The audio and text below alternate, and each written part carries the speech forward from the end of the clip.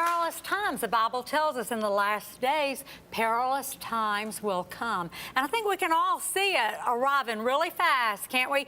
And Lee, we are going to talk about families in the last days and what families will be like in the last days. And we're already seeing fathers turning on their sons, sons turning on their fathers, mothers and daughters, in-laws, and we see it at every hand. And the Bible tells us to expect this thing. You know, in Luke 12:53 speaks to it. He says, in the last days, you're going to have fathers against their sons, daughters are going to be rising up against their mothers. And when we look in the news, I don't think it's very far removed there, even right in the area where we're filming, that you see just recently the two young men who attempted to murder their parents, you know, with the goal in mind that they were going to take the insurance money and live happily ever after. And then a few weeks ago, where the son beat his father to death in the driveway with a crowbar, you know, just right here in broad open daylight over things such as material things. So definitely we see that the threat and just the dangers that are present in humanity. Satan's having his day, isn't he? Well, you know, you're talking about the spirit of murder that's just unleashed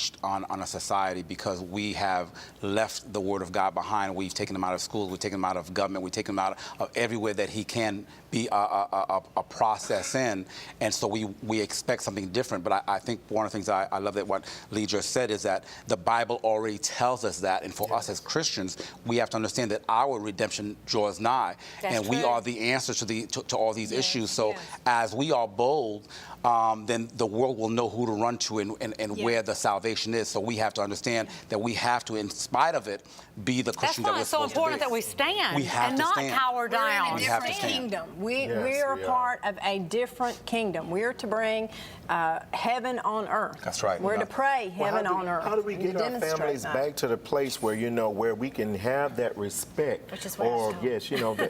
Exactly. It comes back to the foundation. And we have a responsibility as Christians to make sure our households are in order and that we don't get caught up in that helpless talk of the world or hopelessness. But we have, I suggest in my book, mydeclaration.org, it's a family practice to put a declaration, what your family stands for, in the doorway of your home. I also suggest Ephesians 6:10 in the doorway of your home.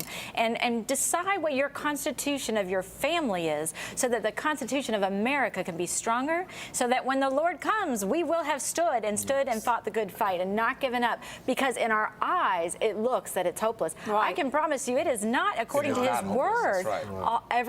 All things are possible. Well, do you think it's because of lack of discipline that has occurred in our families with now the situation? I think there's people don't. I don't think they know what.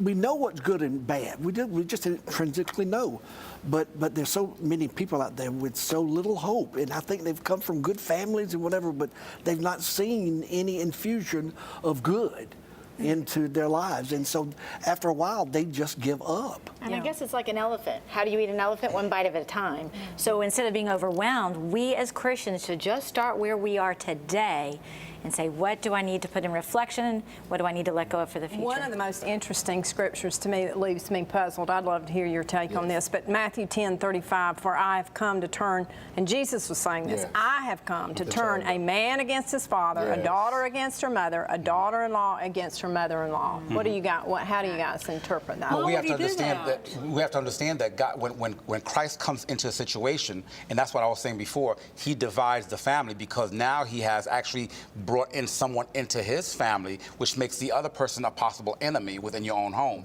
But it's because that occurs because rightness has come into place.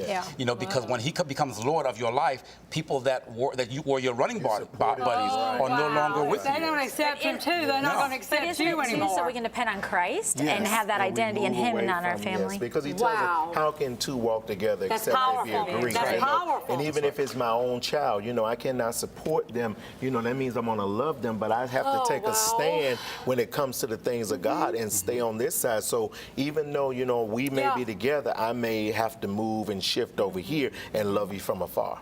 It's one of the hardest concepts that I find people have ever had the opportunity to either receive in the right way, because you know, Mama went to this church, you know, Grandpa went to that church, but the reality is that when Jesus Christ saves you, you are now of a different father. Yes. You have a different bloodline, which means that everybody else that you've ever known, if they are not born again, they are not part of the family. Right. And that's hard for people to Right. We've accept. got to be better now than we ever have You're right. because it's just real obvious what is happening. Not the time for What I see complacency. too is just such a lack of reverence for respect for parents, you know, and the Bible speaks it. It says, if you take the law Say that again away for from our life. children, that they will what? They will judge us with it. And we see that now more and more that, you know, parents are not disciplining their kids, parents are not holding their kids accountable, and the kids are turning around and they are becoming almost like they are rising up almost in anger against the Right. parents. Rebelling, Yes, yeah. for And I not tell people all the disciplining time, them. it's not that they forgot, like the girl of the play.